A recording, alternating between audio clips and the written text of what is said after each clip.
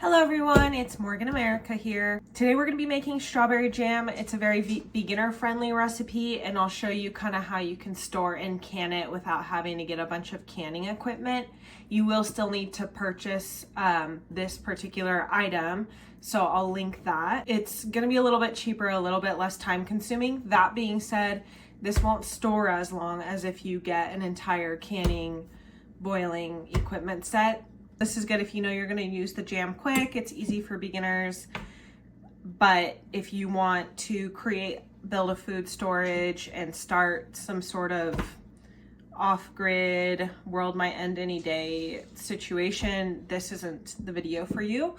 But this will show you how you can make your own jam at home, save some money there, how you can store it for some time, just not years. The other thing I want to note before we get into this is not going to be a vegan or vegetarian jam. We're going to be using gelatin. I like the health benefits gelatin has. We don't eat as many parts of the animal in our Western diet that pretty much every culture before us has. So I like the benefits added back into the jam through the gelatin that I might be missing through the rest of my diet. For this recipe, I'm going to be using Great Lakes Wellness gelatin. Not a plug, I just like this one. It's grass-fed, so you're genuinely maximizing your nutrients. And it's going to be more ethically raised, so I would go with this gelatin, but whatever gelatin you have works for you.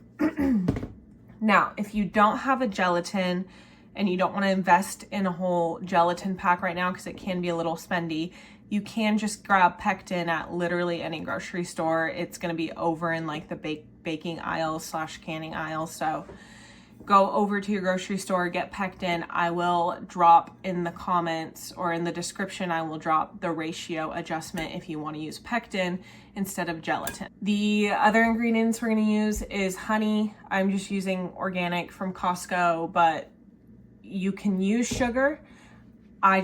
It's a super sweet jam as is, and I don't see the need to add extra sugar. This item will be a fresh lemon. You can just use lemon juice like in the container at the store.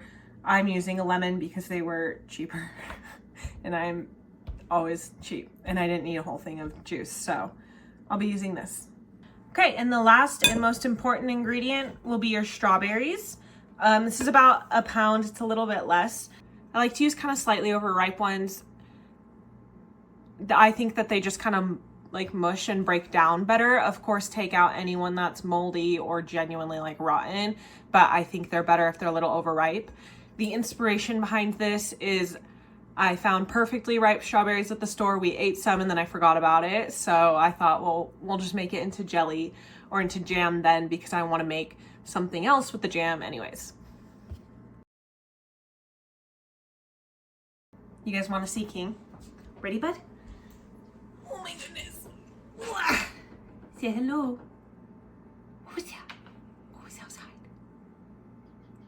Who's outside? Our first step will be to combine our lemon juice and gelatin.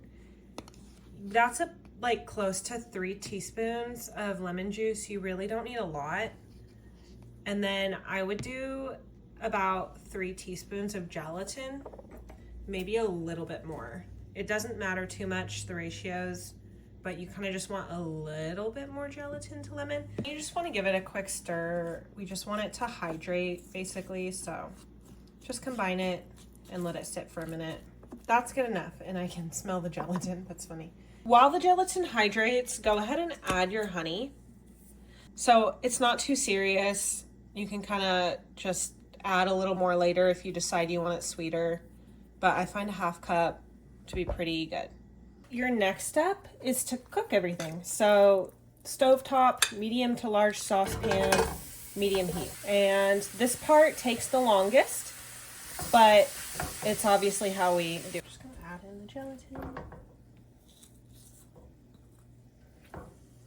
Most important part is being consistent here and mashing this and stirring it and mashing it with a potato masher for like the next 10 to 15 minutes.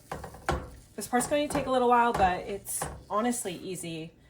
The longer the berries cook, the softer they are to squish. And yeah, I love this part the most because it smells like those little, like those hard candies that you could get from like your grandma's house that was like the strawberry, had like the strawberry wrapper and the filling, and it smells just like this. Like, this is not quite as sweet, but it's very nostalgic. At this point, you want to keep mashing. I know it looks like it's getting close. It doesn't feel like you're doing much, but the goal is to get these chunks as small as possible to make it into like a true jam. Okay, this is looking good. Next step is to go ahead and put them into jars, and then we're gonna let them cool. Okay, we've got everything ready to go. You're good to do this hot. Just if you take it off, you know, protect it. Mason jars, fresh and clean. You can store them however you want, but it's honestly easiest if you get mason jars.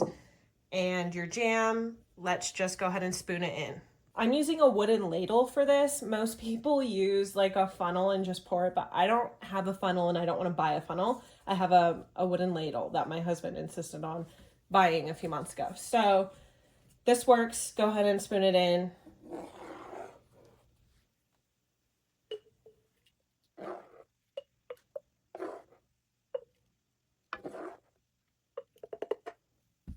This is perfect. Leave about that much space and then go ahead and wipe this rim clean.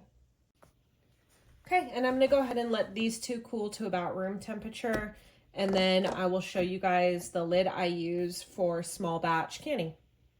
Okay, now that this has cooled off a little bit, I'm gonna show you guys my like trick or my tool that I prefer for these small batch canning things.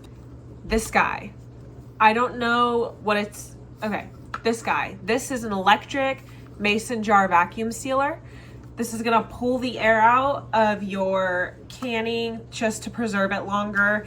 I think technically they say it saves it for like 2 or 3 months, but you should store it in the fridge. If you truly want something to be shelf stable, then you're gonna wanna like heat can it, like with a hot water bath or one of the other heat canning methods. But if you're like me, you know this is gonna get used soon. I have a little fridge space, then this is perfect. This is a lifesaver. It's cheap, it's faster, it's less of a mess. And I'm gonna show you guys how it works. You're gonna put your lid on, make sure that all the edges are clean and that your lid is clean. Stick it on, press the power button. It'll stop on its own. Now you can see this little button is pushed down and I can't press it. So it is perfectly sealed. Then you just screw on this and it's perfect. Putting this in the fridge, and this should last me a few months. I think last time I did it, it honestly lasted 6 months and could have longer. I mean, again, canning is kind of common sense.